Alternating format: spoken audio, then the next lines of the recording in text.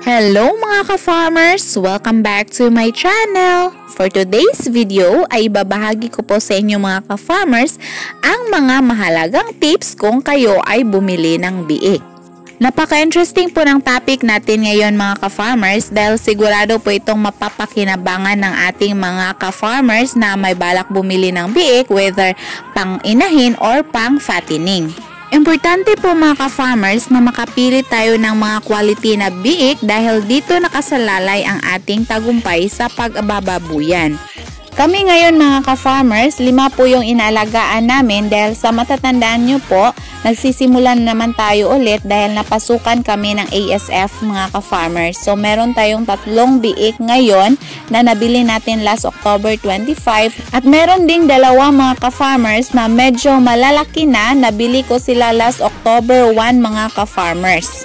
So, ang sumusunod mga ka-farmers na babanggitin ko po ay mga mahahalagang tips na dapat nating tandaan kung tayo ay bumili ng biik.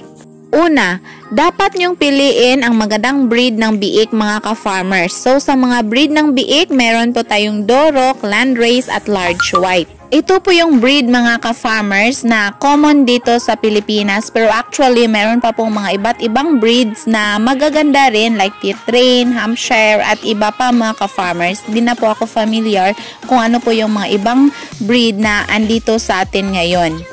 Itong 3 biik na nandito ngayon mga ka-farmers ay large white po ito pero hindi po sila magkapatid, itong 3 na nasa loob ng kulungan. Then yung 2 mga ka-farmers na mga malalaki na, mix na po sila, may pagka-native po. Ikalawa mga ka-farmers ay dapat piliin ang biik na may magandang pangangatawan. When we say magandang pangatawan mga ka-farmers, ito ang mga biik na hindi payatot or hindi bansot mga ka-farmers. Piliin ang biik na may mataas na pangatawan, malapad ang likuran at parang bilog ang puwetan mga ka-farmers. Ang ikatlo mga ka-farmers ay dapat nyo pong itanong sa seller kung nagbibigay ba sila ng vitamins sa kanilang mga biik. Dapat kasi mga ka-farmers kung sariling produce po nila yung mga biik, pagkapanganak po after 5 days, nagsisimula na silang magbigay ng vitamins mga ka-farmers, lalo na po ang iron. Dahil importante po ito sa ating mga biik para laban sa sakit at resistensya po mga ka-farmers. Dati mga ka-farmers, noong nagpo-produce pa po kami ng mga biik, pagkapanganak po after 5 days, nagsisimula na po kaming nagbigay ng iron sa kanila. So 2 doses po ng iron ang binibigay namin mga ka-farmers and 2 doses din ng B-complex. So ganyan po sa amin dati mga ka-farmers. Pero ngayon kasi nag-stop kami sa inahin dahil yun nga mga ka-farmers na affected tayo ng ASF, so yung ibang inahin na ibenta po natin. At ang ika-4 mga ka-farmers para sa ating mga kapatid na hog raisers na bumibili ng biik online, so make sure po na hindi kayo ma-scam. So yung pagka-scam niyan mga ka-farmers, either pera po yung makukuha sa inyo at walang dinideliver na biik or yung dinideliver na biik ay defective po, lalo na po yung ayaw kumain. Ganyan mga ka-farmers dahil hindi pa pala na-train yung mga biik nilang binenta na kumain. So malaking problema po yan sa ating mga hog raisers. At tandaan ninyo mga ka-farmers na bihira lang po yung mga sellers na magbigay ng refund kung sakaling merong problema po yung mga biik na binibenta or dinideliver nila. So dapat mag-ingat po tayo sa ganyan mga ka-farmers. So buti itong 2 baboy ko mga ka-farmers na dinideliver sa akin last October 1. Sa online ko po kasi ito nabili pero so far okay naman po sila mga ka-farmers, hindi naman po sila nagkakaproblema. Meron din naman kasing mga mababait na mga sellers sa online mga ka-farmers.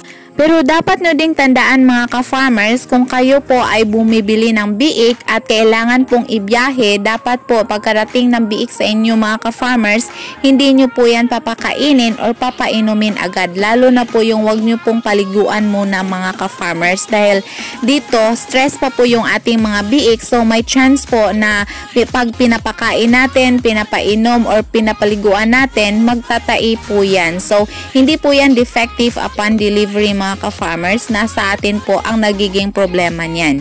Pero kung sakali na bumili kayo ng biik mga ka-farmers at ganito po yung nangyayari, nagtatai ito, bigyan lang po natin agad ng antibiotic mga ka-farmers. Mas mabuti na po yung long-acting. So itanong nyo na lang po sa Agrivet kung ano ba yung mas magandang brand na pwede nating i-inject or ipainom sa ating mga alaga.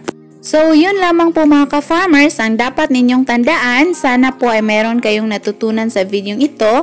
Huwag nyo lamang pong kalimutan na mag-subscribe at i-click ang notification bell para kayo po ay palaging updated sa ating mga bagong farming tutorials na i-upload.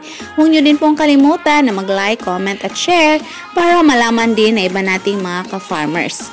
Thank you for watching. Happy farming! Bye-bye!